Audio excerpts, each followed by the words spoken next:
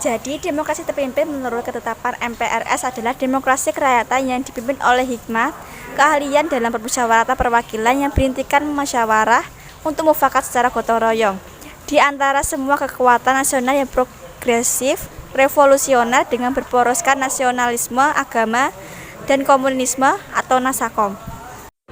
Berikutnya, bagaimana sih kondisi masyarakat pada masa demokrasi terpimpin itu? Nah, kondisi pada masa demokrasi terpimpin banyak terdapat konflik di berbagai bidang, terutama di bidang ekonomi. Masyarakat mengalami kesusahan karena kenaikan harga kebutuhan pokok terjadi karena inflasi. Pada masa demokrasi terpimpin, masyarakat tidak memiliki kebebasan. Sejak zaman kolonial, Papua merupakan bagian dari Hindia Belanda yang dapat pengakuan kedaulatan akan menjadi bagian Republik Indonesia Serikat. Tetapi Belanda bersikap begal. Dalam perundingan Konferensi Meja Bundar atau KMB akhir tahun 1949, pemerintah Belanda menolak menyerahkan wilayah itu. Alasannya secara etnis dan kebudayaan, rakyat Irian Barat berbeda dari Indonesia, dan begitu pula Papua memiliki kekayaan alam yang sangat berlimpah seperti emas, perak, tembaga yang membuat Indonesia dan Belanda ingin mengaklaim wilayah Papua. Selanjutnya, apa sih era demokrasi terpimpin itu? Nah, era demokrasi terpimpin adalah sebuah periode dalam sejarah peradaban Indonesia modern praktik. Dari demokrasi terpimpin sendiri secara resmi berlangsung di Indonesia dari tanggal 5 Juli 1949 hingga 11 Maret 1966. Periode ini juga disebut dengan istilah Orde Lama. Sistem pemerintahan pada era demokrasi terpimpin hanya dipimpin oleh seorang presiden secara mutlak dan otoriter. Dalam sistem pemerintahan demokrasi terpimpin, segala kebijakan atau keputusan yang diambil dan dijalankan berpusat kepada satu orang, yaitu pemimpin pemerintahan. Demokrasi terpimpin dikenal juga dengan pemerintahan terkelola dengan peningkatan autokrasi. Dalam artian lain, negara yang menganut sistem demokrasi terpimpin adalah di bawah pemerintahan penguasaan tunggal. Sistem dan struktur politik ekonomi masa demokrasi terpimpin. Era demokrasi terpimpin adalah sebuah periode dalam sejarah peradaban Indonesia modern. Praktik dari demokrasi terpimpin sendiri secara resmi berlangsung di Indonesia dari tanggal 5 Juli 1959 hingga 11 Maret 1966. Periode ini juga disebut dengan istilah Orde Lama. Sistem pemerintahan pada era demokrasi terpimpin hanya dipimpin oleh seorang presiden secara mutlak dan otoriter. Dalam sistem pemerintahan demokrasi terpimpin, segala kebijakan atau keputusan yang diambil dan dijalankan berpusat kepada satu orang, yaitu pemimpin pemerintahan demokrasi. Demokrasi terpimpin dikenal juga dengan pemerintahan terkelola dengan peningkatan autokrasi. Dalam artian lain, negara yang menganut sistem demokrasi terpimpin adalah di bawah pemerintahan penguasa tunggal. Latar belakang utama dari demokrasi terpimpin ini adalah Soekarno yang merasa era demokrasi liberal yang tidak cocok dengan kepribadian bangsa Indonesia, sehingga Soekarno menggantinya menjadi demokrasi terpimpin. Latar belakang penerapan demokrasi terpimpin di Indonesia lainnya adalah yang pertama, adanya ketidakstabilan politik pada masa demokrasi liberal sehingga partai politik saling menjatuhkan satu sama lain. Yang kedua, munculnya banyak gerakan di daerah menuntut integritas nasional. Yang ketiga, kabinet konstituante yang sering berganti menyebabkan pelaksanaan pemerintahan tidak stabil. Yang keempat, konstituante gagal menyusun UUD pengganti UUD 1950. Tujuan dari penerapan demokrasi terpimpin adalah untuk mengembalikan keadaan politik negara yang tidak stabil pada masa demokrasi liberal menjadi lebih stabil pada masa demokrasi terpimpin. Langkah-langkah untuk merealisasikan demokrasi terpimpin yang pertama, yaitu pada awal Juli 1959 terdapat pertemuan para pemangku kepentingan, yakni Presiden Soekarno yang melakukan pertemuan dengan DPR, para menteri, pimpinan TNI, anggota Dewan Nasional, dan tokoh penting lainnya. Yang kedua, mereka mendiskusikan langkah apa yang perlu diambil untuk masa depan bangsa Indonesia. Dan hasil dari diskusi tersebut adalah mereka sepakat untuk memberlakukan kembali UUD 1945. Selanjutnya dilanjutkan dengan pidato singkat dari Presiden Soekarno pada 5 Juli 1959 pada pukul 17.00 waktu Indonesia bagian Barat, sekaligus juga dengan mengeluarkan dekret Presiden yang berisikan 3 ketentuan pokok. Presiden ini menjadi penanda dari dimulainya demokrasi terpimpin. Gagasan Dekret Presiden 5 Juli 1959 diajukan dan diketuai oleh TNI Suwiryo dan Letjen A.H. Nasution, yang mana diantaranya isinya adalah: yang pertama, tidak berlakunya UUD 1950 dan berlakunya kembali UUD 1945. Yang kedua, pembubaran Badan Konstituante. Yang ketiga, pembentukan MPRS dan DPAS. Untuk menegakkan demokrasi terpimpin, Presiden Soekarno membentuk lembaga negara baru berdasarkan Peraturan Pemerintah Nomor 13 Tahun 1959, yakni lembaga negaranya adalah MPRS atau Majelis Permusyawaratan Rakyat Sementara, DPAS atau Dewan Pertimbangan Agung Sementara, dan RAPBN atau Rancangan Anggaran Pendapatan Belanja. Dibutuhkan Irian Barat dari tangan Belanda pasca konferensi meja bundar Belanda. Tidak juga menyerahkan Irian Barat dengan tangan NKRI, sehingga pemerintah menempuh berbagai untuk merebut Irian Barat dari tangan Belanda. Jalur diplomasi ditempuh dengan meminta dukungan dari PBB dan konfrontasi politik, yaitu hubungan diplomatik dengan Belanda. Konfrontasi yaitu menasionalisasi puisi indah dan membatalkan utang Indonesia.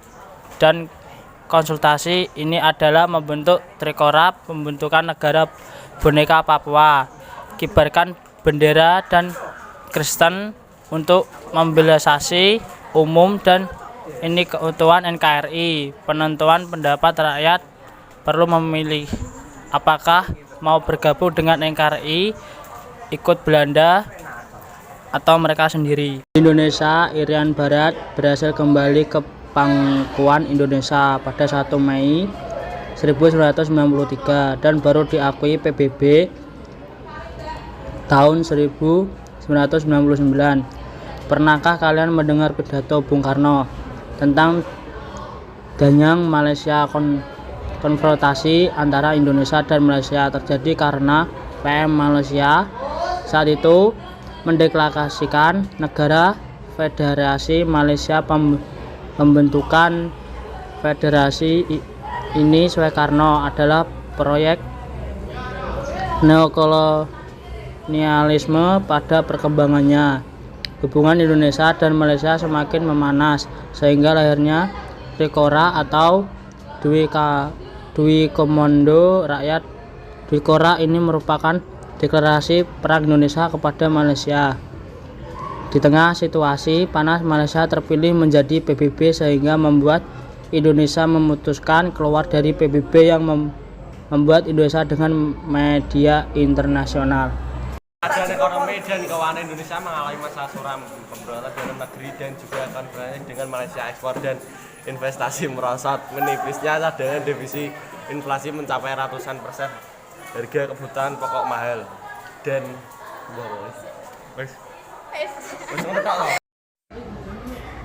dalam hal ini, pemerintah melakukan segenap usaha untuk mengembalikan keadaan ekonomi di Indonesia melalui DEKON atau Deklarasi Ekonomi.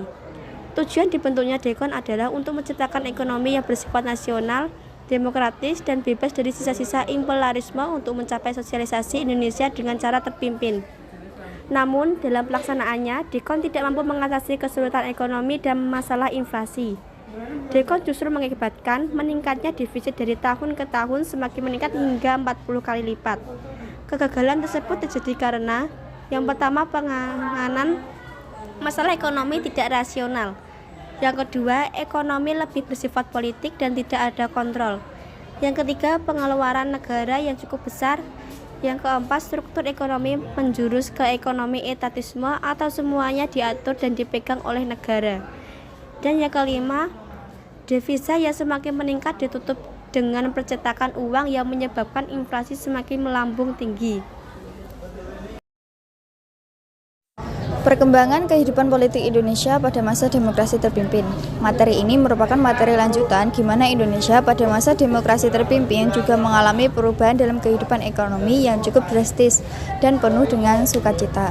Pada masa ini memang Indonesia mengalami banyak kemajuan, terutama di bidang pembangunan sarana prasarana yang mungkin belum pernah dapat kita lihat pada masa-masa sebelumnya, apalagi pada waktu itu Indonesia baru merdeka. Jadi masa ini merupakan masa di mana Indonesia masih meletakkan dasar-dasar perekonomian, tapi pada waktu itu Presiden Soekarno sudah mampu menunjukkan kepada dunia bahwasanya Indonesia memiliki fasilitas-fasilitas besar. Hal yang tidak kalah dengan negara-negara maju pada waktu itu. Nah, seperti apa kehidupan ekonomi Indonesia pada masa demokrasi terpimpin ini? Terlebih dahulu kita harus melihat bagaimana kondisi ekonomi yang sesungguhnya antara tahun 1959 sampai dengan 1965. Dalam kurun waktu 6 tahun, Indonesia mengalami masa ekonomi yang cukup berani. Yang pertama adalah masalah ekspor dan investasi Indonesia yang merosot antara tahun tersebut. Kegiatan ekonomi yang tidak berjalan dengan lancar dan menurunnya investasi yang masuk ke Indonesia menyebabkan masalah ekonomi Indonesia menjadi semakin runyam. Ditambah yang kedua, akibat dari mancetnya kegiatan perdagangan tadi menjadi penyebab menipisnya cadangan devisa Indonesia di luar negeri. Kemudian hal ini menyebabkan terjadinya inflasi yang cukup tinggi antara tahun 1959 sampai dengan tahun 1965.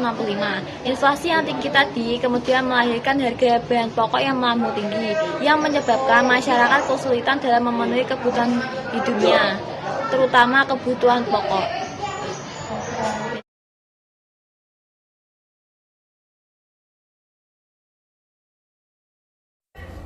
Akibatnya, terjadi kemiskinan yang merajalela dan kesenjangan sosial di tengah-tengah masyarakat antara rakyat dengan para penjabat negara yang pada waktu itu kehidupannya lebih mewah dan glamour.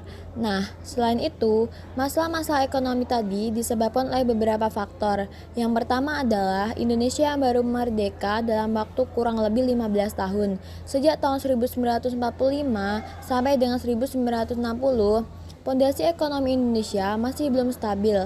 Kemudian, pemberontakan dan gejolak politik yang terjadi sebelum tahun 1960 menyebabkan kehidupan politik tidak stabil, sehingga berbagai kebijakan-kebijakan ekonomi pada masa sebelumnya tidak berjalan secara maksimal, dan penyimpangan politik luar negeri bebas dan aktif pada masa demokrasi terpimpin menyebabkan Indonesia melakukan sejumlah konfrontasi militer. Di antaranya adalah melakukan konfrontasi militer dengan Malaysia yang pada waktu itu ingin berdiri menjadi sebuah negara federasi yang didirikan oleh Inggris. Akibatnya, hubungan Indonesia dengan luar negeri, terutama dengan negara-negara barat, menjadi sedikit renggang, dan sebaliknya hubungan Indonesia dengan negara-negara blok timur atau yang berhaluan komunis menjadi lebih akrab dan mesra. Selain itu, yang menyebabkan masalah ekonomi Indonesia lebih gawat dan memprihatinkan pada masa demokrasi terpimpin ada haluan politik yang ditempuh oleh Soekarno dan pembangunan proyek-proyek besar atau ini dikenal dengan proyek-proyek mercusuar yang bertujuan untuk kepentingan politik Soekarno, diantaranya adalah pembangunan kompleks Senayan, jembatan Semanggi, dan infrastruktur investor lainnya yang menyebabkan banyak biaya sehingga menghabiskan anggaran dan pendapatan belanja negara. Kemudian disusul dengan kebijakan ekonomi yang gagal pada masa pemerintahan demokrasi terpimpin. Sejumlah kebijakan ekonomi yang dikeluarkan oleh pemerintah tidak dapat berjalan maksimal karena didukung dengan pondasi ekonomi yang kuat. Akibatnya, seluruh kebijakan ekonomi yang dideklarasikan oleh Soekarno tidak dapat berjalan alias jalan di tempat. Selanjutnya, kebijakan ekonomi yang ditempuh oleh pemerintah menghadapi masalah-masalah ekonomi bangsa Indonesia antara tahun 1959 sampai dengan 1965. Ada beberapa kebijakan yang dikeluarkan oleh pemerintah. Pada masa ini yang pertama adalah membentuk Dewan Perencanaan Nasional atau Beppenas, pembangunan nasional yang dibentuk pada tahun 1949 dengan ketuanya adalah Muhammad Yamin. Dewan Perencanaan Nasional ini memiliki tugas untuk merencanakan arah pembangunan nasional, baik itu dalam jangka panjang maupun jangka pendek.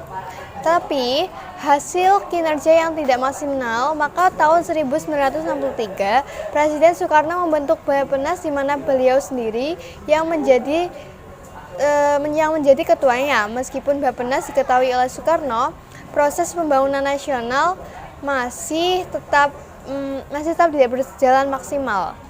Kebijakan yang kedua dikeluarkan oleh pemerintah pada masa demokrasi terpimpin terkait dengan montase balai koloni adalah program Panaring. Program sinetron ini merupakan program penurunan nilai mata uang yang mulai dilaksanakan pada tanggal 20 Agustus 1950.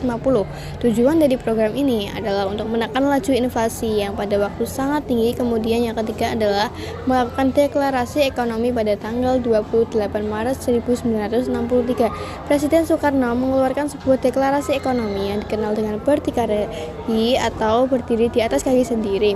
Deklarasi ekonomi ini bertujuan untuk menciptakan ekonomi yang bersifat nasional, demokratis, dan bebas dari imperialisme Barat. Dengan deklarasikannya, deklarasi Indonesia pada waktu itu sepenuhnya berada di bawah kendali pemerintah yang menyebabkan sistem perekonomian Indonesia menjadi berpusat pada satu orang, yaitu selanjutnya yang keempat adalah proyek mercusuar. Puncak dari kebijakan mercusuar proyek mercusuar yang tidak lain adalah untuk menunjukkan wibawa Indonesia di mata internasional, bahwasanya Indonesia sebagai negara yang baru merdeka dan berkembang mampu membangun proyek-proyek besar menjadi corong dan menunjukkan bahwasanya Indonesia adalah negara yang kuat secara ekonomi maupun proyek. Ini sebenarnya menelan banyak biaya dan tidak memberikan efek yang maksimal terhadap kemajuan ekonomi Indonesia.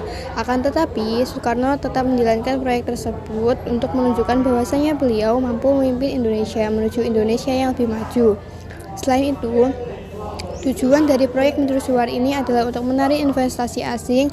Akan tetapi, proyek mercusuar ini dikhususkan untuk negara-negara sosialis dan komunis.